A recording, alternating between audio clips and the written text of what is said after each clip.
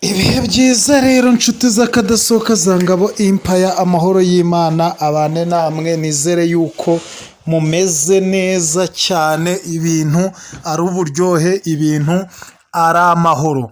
Aho waba uherereye hose rero nizere yuko wakoze subscribe, niba warakoze subscribe ibiganiro byacu tubishyiraho bigahita bikugeraho ako kanya 5/5. Ibiganiro byacu rero bihindura ubuzima, niba butari bumeze neza bukamera neza, niba bwari bumeze neza bukamera neza cyane kurushaho.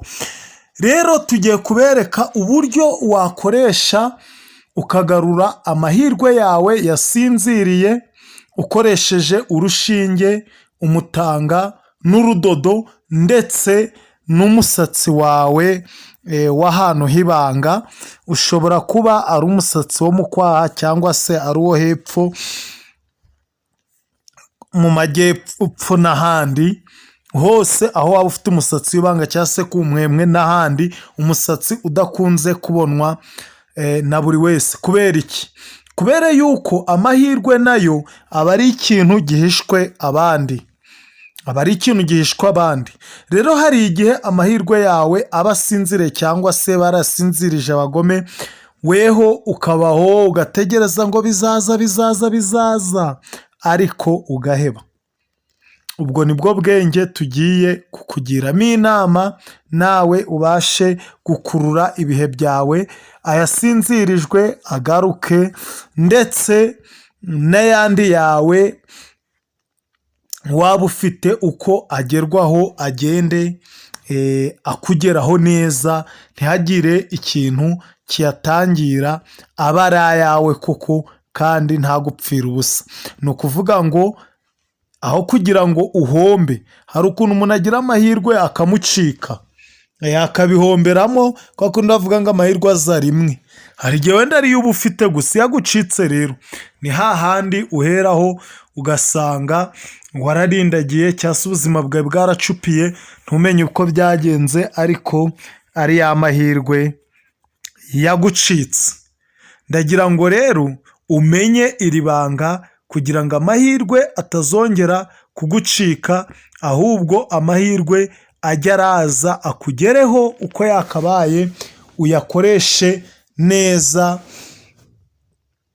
ntihagire ahagucika. Niba warakoze subscribe turagushimiye rero, niba utari wayikora yikore kandi ukore share, like na comment kugira ngo ibiganiro byacu bigere ku bantu benshi bagiye batandukanye. Sibyo?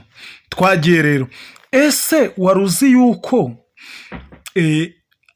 abantu kuba ubabona bagenda amahirwe yabo bakayafata, ukabona bo abantu ibintu biri kubahira, wewe ukareba ukabona wapi, ukabona biri kwanga, ukagerageza gukora bikanga, ukagerageza gushakisha bikanga, n'amahirwe wari ubonye ntumenye uko bigenze, ukavuga uti Imana,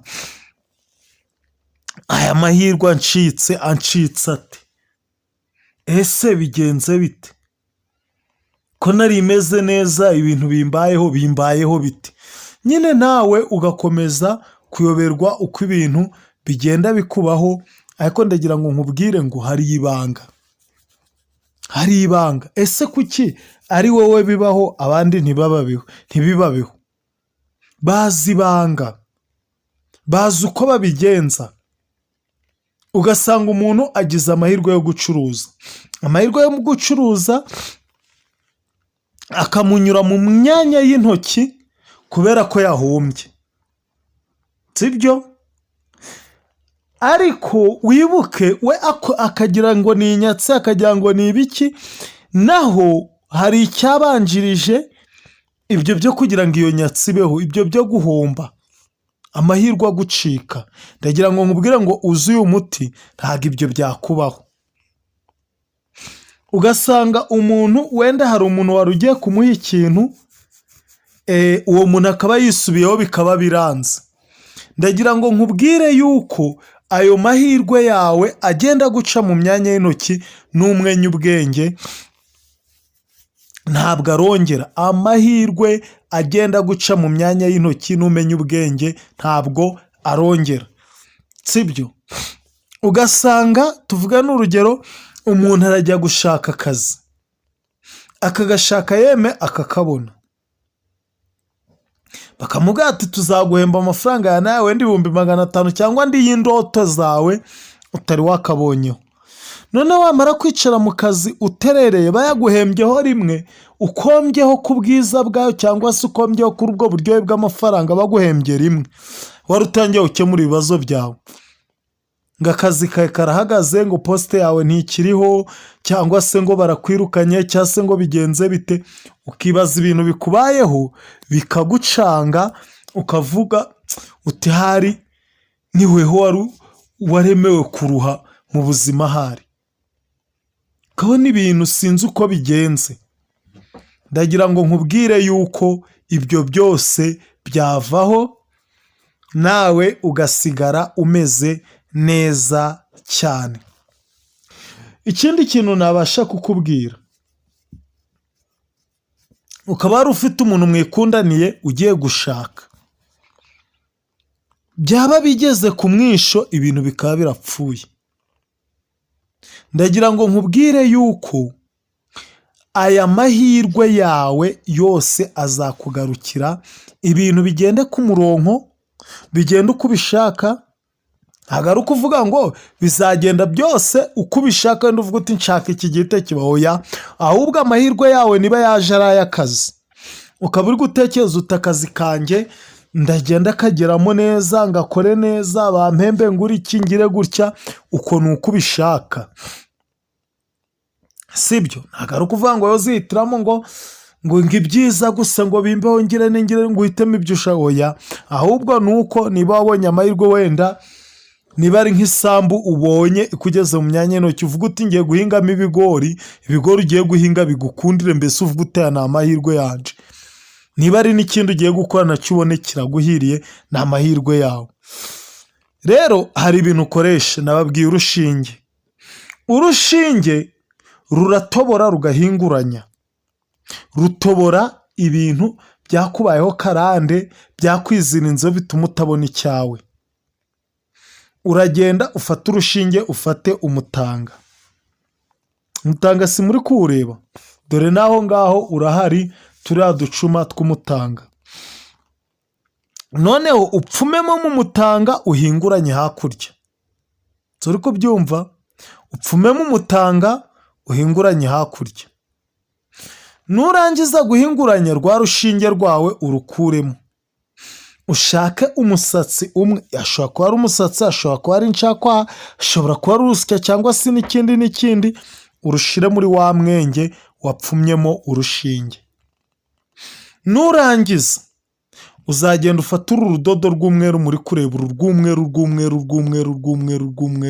rw'umweru, urushire mu mutwe wa ruriya rushinge, kwa kundi urushiramo nk'ugiye kudoda. Nurangiza urukate wenda ruresha na santimetero 20, si kubyumva? Uzashiramo urushinge rw'umweru, nurangiza kurushiramo ukore nka santimetero 20, urupfundike urukate, sibyo? Wongere upfume muri wa mutanga, wa musatsi ku buryo utarasohoka, ugumemo.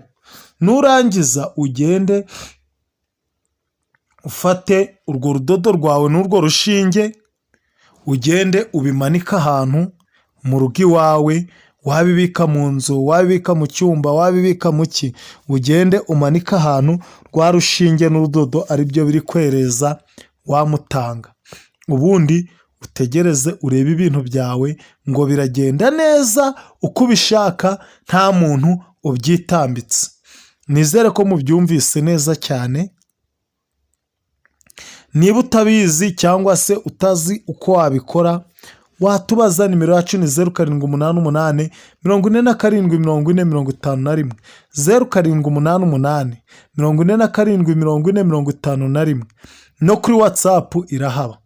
Ibintu byawe byagenda neza, nawe ukumva uko Yesu agira neza, ukumva uko ibintu birakuryohera, ukumva uko Satani atsindwa nawe akababara, atsindwe, ibintu byawe byose yari yarahambiriye bibohoke mu izina rya Yesu. Kandi ujye usenga, ngaho kora subscribe, share, like na comment bigere